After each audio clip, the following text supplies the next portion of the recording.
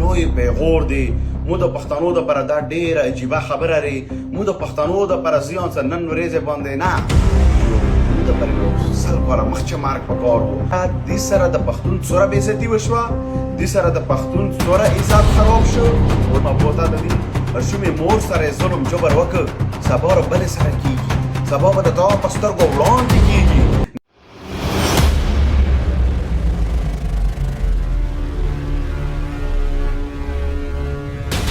کومه واقعه راغلې چوک ورته په څه نظر کسي د مشومې والا او چوک په څه نظر کسي نو هر چا خپل یو نظر دی. خو زه ډېر افسوس سره دا خبره کوم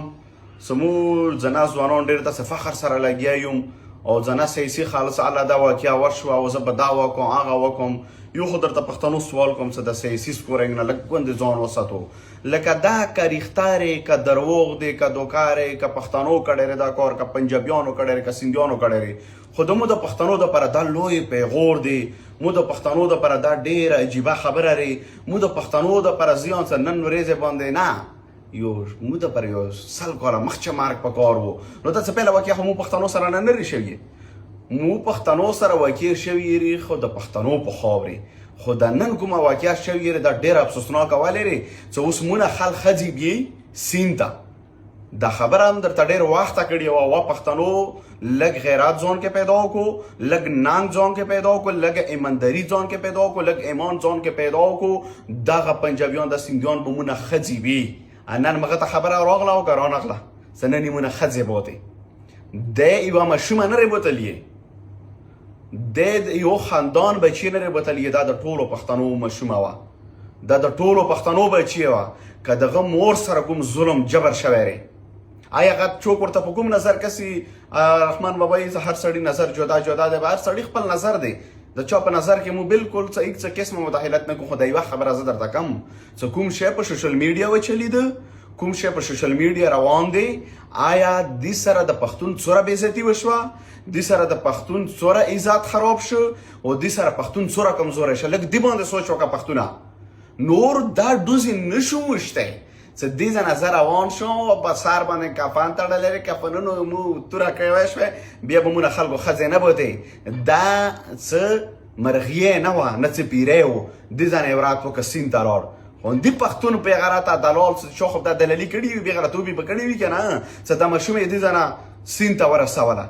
اول د دې بې غیرته پښتون علاج په کار دی، وره پر هغه سیندي سره مو کار نشته دی. اول دینه سرمن وخلل په کار دی، دا کیما کیما کول په کار دی، غنه بعد بیا سر باندې کپان تړل په کار دی، سیند ته ځان رسول په کار دی. خو ما درته ویلو چې قامه نور رویښ شه.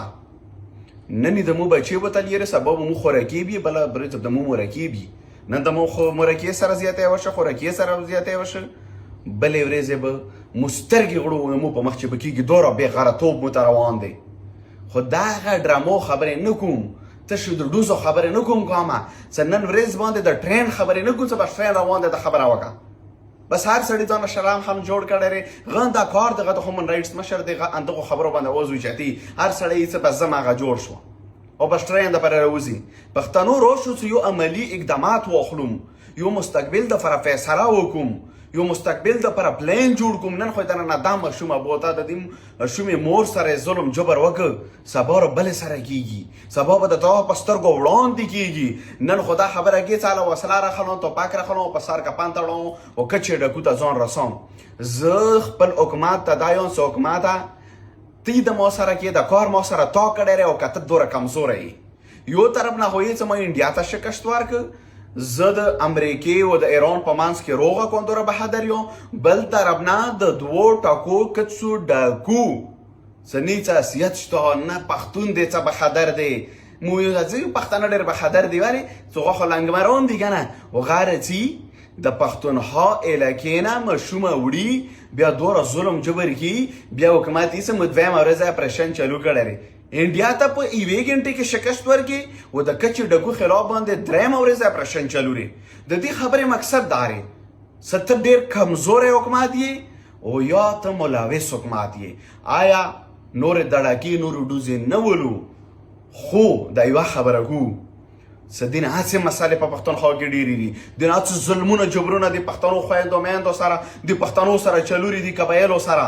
په وړاندې د سترګو یې د کسو روشي څه په غیرت وکړو. خو الحمدلله په غم هم کړی ری و دا خبر هم درته کوم چې دینه ټریم نه جوړوم د ډوزې نه ولو خو راشو زه یوه فیصله وکړم که د 3 ورځو کې د دې معاملې حل راووته مو به د حکومت شکریا ادا کوم د پولیس که حل راونوته د ټرینونو او د ډوزو خبرې نه کوم خدای کړه خیر وي انشاءالله اختر هم را روان د اختر سره به کسو اختر شي ته تختینه اپا لیار هم کیږي اپا سفر هم کیږي هغه په بلې خاورې هم کیږي بیا کله پوه شون چې د قوم او د ریاست او د ذمهوارو خلکو دې شي غام ونه کړ نو 3 ورځې بعد ما در سره انشاءالله وعده دی او په ښه وعده دی چې موږ به احوال ورسوم د دې قوم ته د دې مور ته او د دې خاندان ته او چې هغو موږ سره مشوره وکړو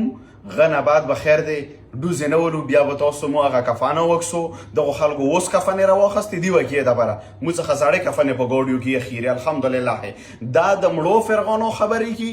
چې کوم مړ فرغان دی څخه تا سره حساب کتاب ته نه راپڅي څه تا ته وي څه ما سره والا خبرې ګډېري موږ د ژوندي فرغان مخالف خبره ګډېرې خلک قبر چې فرغان یې دي مو ژوندي فرغان ته مخامخ یې لري څه ظالم جابر یې نن هر یو سړي ته نه پړانګ جوړ کړی دی څه ځکه چې ډکو ته ځان رسون خو چا ځان ونه رسول خو 3 ورځې بعد مې انشاءالله دا وعده دی به ذات خود ځان و ملګري مو به انشاءالله کوشش دا وي چې موږ به هغه کور ته ځان رسوم مور سره به ملویږم او قوم سره به ملویږم د قوم په مشورې د مور و د خاندان په مشورې بیا به تاسو نور وکسو خو 3 ورځې پرې دغه انتظار دی ورته چې د معاملې حل به راوځي نور داسې کار نه کوم چې مړ پیغام یادوم د ژوندي نه چې ظلم اوس چوکي کړی دی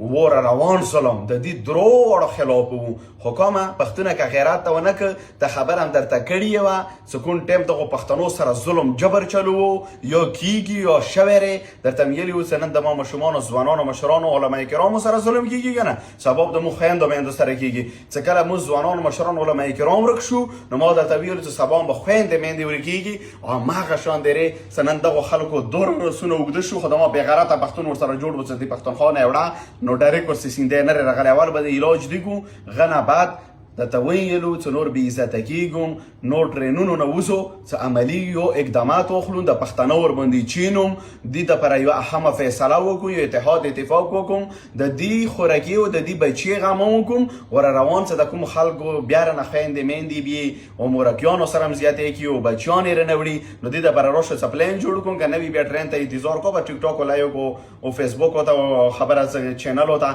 مثلا ټیک ټاک او فیسبوک باندې لایکونه خلو نور غیرت مناسب ماته غیرت څه فیسبوک او ټیک ټاک درغه لري نور عملی اقدامات نشته په کلی وطن کې د خزیاتې کیږي به ته ورته تماشا کې ظلم جبر وکیږي ته ورته تماشا کې خلک مورک شو جیلونه ونه ډاکتي د مکو کې شهیدان شو ډرون حملو کې شهیدان شو غبن خلې غلي کډيري و دې خبره باندې صرف ته شډوزي ولو او عملی اقدامات نشته روشه درو ورځې بعد به ان شاء الله به تاسو عملی اقدامات وکسو خدای پاک ته دا سوال کوم الله د معاملې حل کی کنه وي خدای پاک ته مو ته دوره توفیق راکړي ته څوره پښتنو سره ظلم جبر شوی د ټولو د یوې انې ورسنه تاسو کوم ډیر مننه شکریہ